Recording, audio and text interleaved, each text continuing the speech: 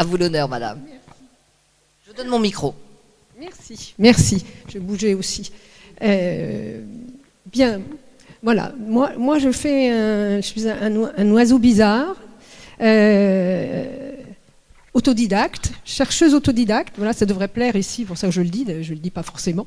Je m'attache à vulgariser les neurosciences pour les coachs, consultants, formateurs, enseignants. J'ai écrit 2 bouquins pour ça, je vous montrerai à la fin, dont un qui peut intéresser particulièrement les enseignants, s'appelle « Activer les talents avec les neurosciences ».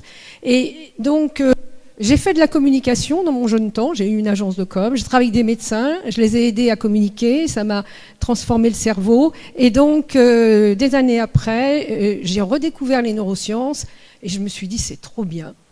C'est pas possible, il faut absolument en faire quelque chose. Et ça fait maintenant une petite, disons pas tout à fait 10 ans que je me suis consacrée à transmettre ces connaissances-là en les vulgarisant et en faisant des liens entre les neurosciences et la pratique managériale, collaborative, pédagogique, etc. Voilà. Donc c'est ça mon sujet. Et je vais vous parler d'un truc justement qui est tout à fait au cœur des apprentissages, c'est le désapprentissage. Histoire de vous perturber. Quand il faut désapprendre pour apprendre.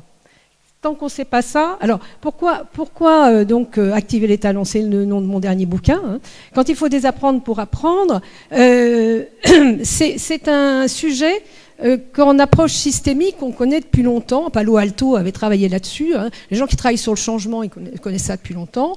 Et maintenant, les neurosciences ont montré ce qui se passait dans le cerveau quand on faisait ça. Et pourquoi c'était important. Et je vous parlerai de travaux de chercheurs en pédagogie qui sont tout à fait intéressants pour ceux qui font de la pédagogie. Donc, la montée en compétences individuelles et collectives dans une organisation ou dans un système pédagogique, culturel et même chez les enfants, à un moment, il va falloir désapprendre pour apprendre parce qu'il va y avoir des choses qui vont rentrer en concurrence dans le cerveau et on va voir comment ça marche. Voilà. J'ai utilisé pour écrire mon bouquin et pour expliquer tout ça un modèle qui vient de Jean-Pierre Changeux et Stanislas Dehaene, qui est maintenant retravaillé beaucoup par Lionel Nakache et Stanislas Dehaene, qui est l'espace de travail global, c'est-à-dire c'est quelque chose, c'est au départ une hypothèse de travail qui est de plus en plus confirmée, qui dit que se passe-t-il dans mon cerveau quand je me concentre pour réfléchir, apprendre ou collaborer.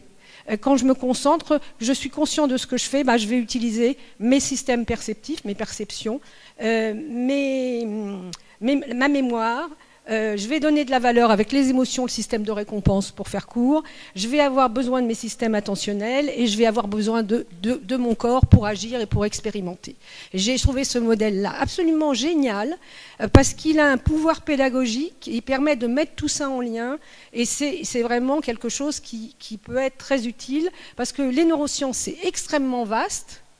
La difficulté, c'est d'arriver à utiliser des choses qui soient directement utilisables.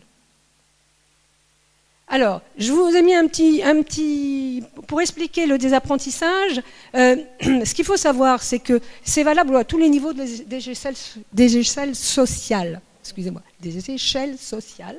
C'est-à-dire que ça se passe dans la tête de la personne, mais ça se passe aussi dans les modes de collaboration. Si je suis dans une entreprise, j'ai pris un schéma. Ça se passe dans la transversalité. Hein, quand on a un établissement scolaire, il y a des gens qui communiquent ou qui ne communiquent pas parmi les enseignants. Ça se passe dans le système en entier, ça se passe dans la culture, ça se passe dans les écosystèmes. Aujourd'hui, la COP21, c'est une organisation qui vise à définir une stratégie de désapprentissage et d'apprentissage pour la Terre entière.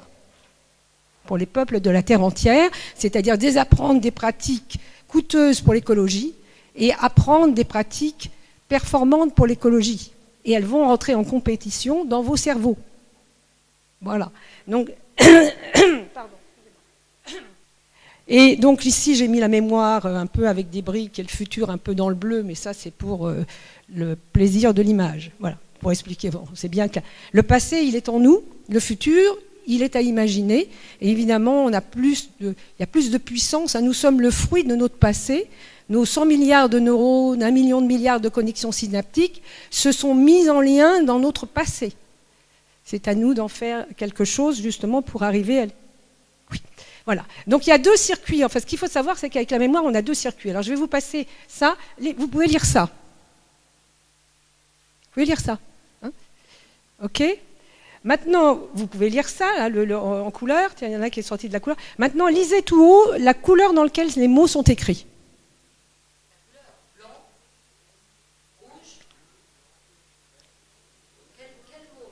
Tous les mots. Vous lisez les mots. La couleur.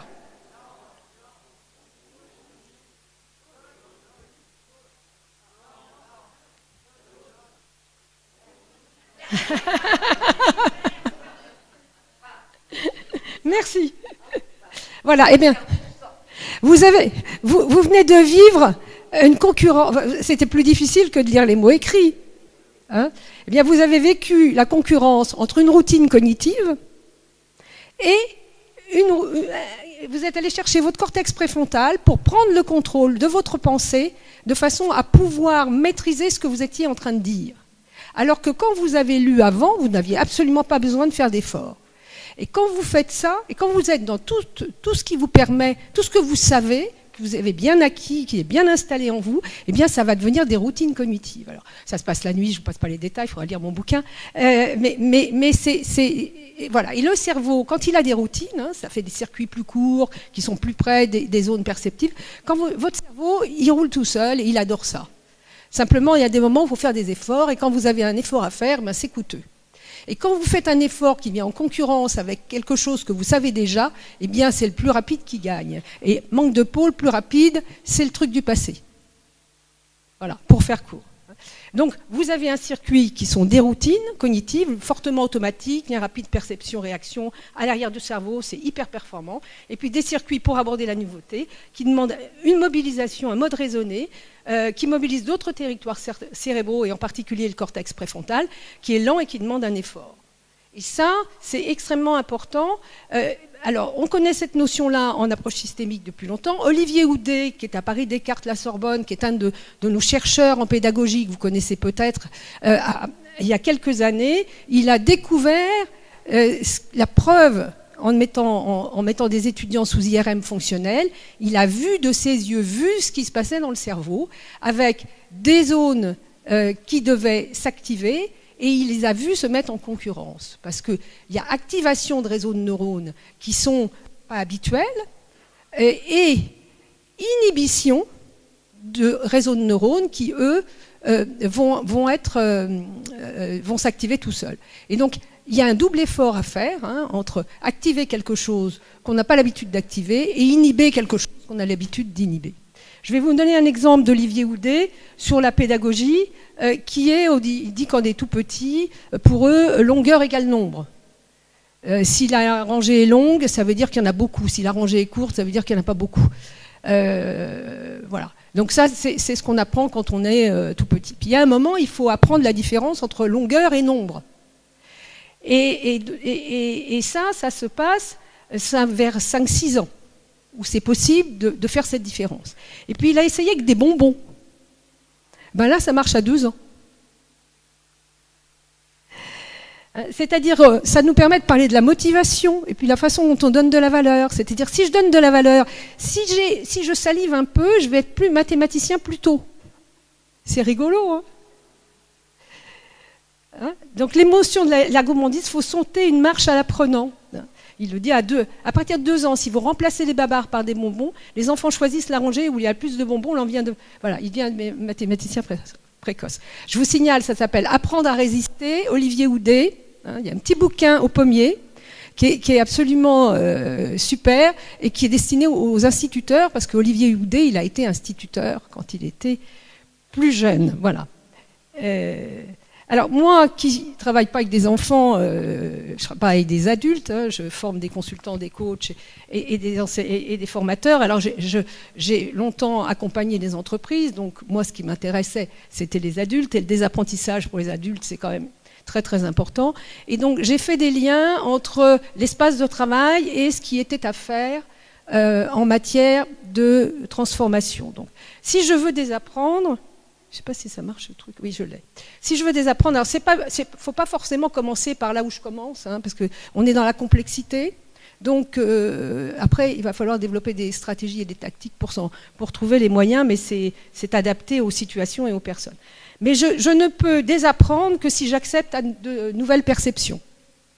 Si je prends la COP21, c'est parce qu'il y a des scientifiques qui nous ont expliqué qu'on était en train d'aller à la catastrophe et qu'on a eu trop chaud, qu'on a pris beaucoup d'eau sur la figure, qu'on a pu les croire. Il a fallu des nouvelles perceptions. Il va falloir que je change de valorisation, c'est-à-dire à un moment, je vais avoir des perturbations émotionnelles parce que ça va me déranger, surtout si je ne suis pas au courant que c'est ça que je suis en train de faire. Ça va me déranger. Il va falloir que je détecte les gains potentiels, qui sont des promesses de gains, et il va falloir que j'accepte les pertes, puisque je vais perdre de la facilité, du confort, et donc il faut bien que j'ai un gain. Tant que je n'ai pas perçu le gain, ça va être difficile d'y aller. Parce que mes émotions, là aussi ça mérite le détour, hein, savoir ce que c'est que les émotions, et l'influence des émotions sur la cognition, c'est quand même très important, il y a énormément de choses là-dessus qui sont tout à fait intéressantes. Et mon système de récompense qui lui-même me fait valoriser ce qui m'a permis de me récompenser sont des façons qui vont être ou des facilitateurs ou des ennemis. À nous, ça dépend comment on s'y prend. Ensuite, il va falloir que je déplace mon attention sur des nouveaux critères, c'est-à-dire je ne suis plus, si je parle toujours de la COP21, je ne suis plus intéressée par le confort et le développement et la croissance, je suis intéressée par un certain type de croissance. Par le fait que j'utiliserai moins d'énergie fossile, etc. Donc ça me fait changer mes critères. Je dois me donner de nouveaux objectifs, sinon je ne vais pas y arriver. Mon corps, mon système moteur doit aller vers quelque chose. Pour ça, il va falloir que j'expérimente, que je reçoive du feedback et que je le consolide, parce que ma mémoire, que je dois transformer, in fine, comme vous disiez, hein, ma mémoire que je dois transformer, eh bien, elle va avoir besoin de l'expérimentation. Vous n'avez pas de transformation mnésique durable sur des comportements sans expérimentation. Le processus d'essai-erreur est obligatoire, alors ça vous le savez peut-être, mais la consolidation est obligatoire, et donc voilà, et je vais terminer, et ça vous permet, in fine, de transformer votre cerveau, c'est-à-dire c'est l'anatomie de votre cerveau qui va être modifiée, et vous allez, au fil du temps, acquérir de nouvelles façons de faire, qui au fil du temps vont devenir des routines. D'accord ? Et ce sport-là, vous aurez à le faire toute votre vie, si vous êtes acteur du changement, leader dans le changement, c'est ça que vous saurez faire. Tout à l'heure, vous parliez de ce que vous avez dit tout à l'heure. C'est exactement comme ça qu'on transforme sa mémoire, sa façon d'appréhender le monde et qu'on se met en dynamique. C'est ça ? C'est pas trop long ? C'est formidable. Merci beaucoup.